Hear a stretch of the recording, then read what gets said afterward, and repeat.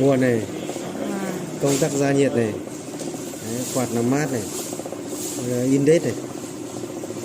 Cái này là hút chân không. Cái này là thổi khí.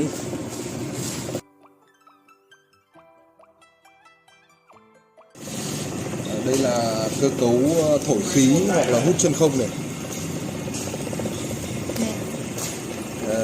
Cái dây amiang này là sẽ kéo túi vào. Đây là cụm sinh nhiệt để hàn.